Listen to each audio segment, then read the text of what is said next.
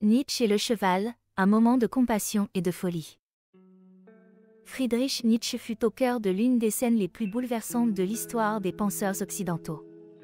Nous sommes en 1889, et le philosophe réside alors dans une maison située sur la rue Carlo Alberto, à Turin, en Italie. Une matinée ordinaire se transforme en un moment qui changera le cours de son existence. Tandis qu'il se dirige vers le centre-ville, une scène déchirante se dresse devant ses yeux. Un cocher, furieux de l'immobilité de son cheval, s'acharne à le frapper avec un fouet. L'animal, exténué, ne trouve plus en lui la force d'avancer. Ses membres fléchissent sous le poids de l'épuisement, mais le maître impitoyable persiste à le tourmenter, insensible à son agonie. Terrifié et indigné, Nietzsche ne peut rester spectateur de cette brutalité. Il s'approche précipitamment, interpelle violemment le cocher, puis se tourne vers le cheval à bout de force. Là, au milieu de la rue, il entoure l'animal de ses bras et éclate en sanglots.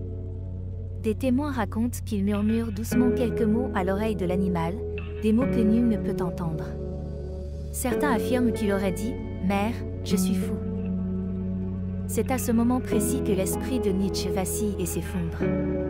Il s'évanouit et sombre dans un état dont il ne sortira jamais. Pendant 10 longues années, jusqu'à sa mort, il demeure plongé dans un silence abyssal, incapable de retrouver la raison. Les autorités, alertées par ce qu'elles perçoivent comme un comportement erratique, l'arrêtent pour trouble à l'ordre public avant de le transférer dans un asile. La société, dans son incompréhension, conclut que ce geste embrasser un cheval martyrisé et pleurer avec lui est la preuve irréfutable de sa folie.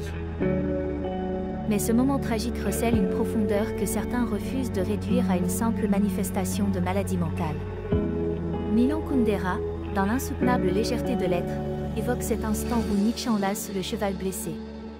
Pour Kundera, ce geste et les mots murmurés au creux de l'oreille de l'animal incarnent une demande de pardon. Nietzsche, dans un élan de compassion infinie, aurait demandé pardon au nom de toute l'humanité, coupable de traiter les êtres vivants avec une cruauté sans borne, de les exploiter, de les soumettre à notre volonté comme de simples outils.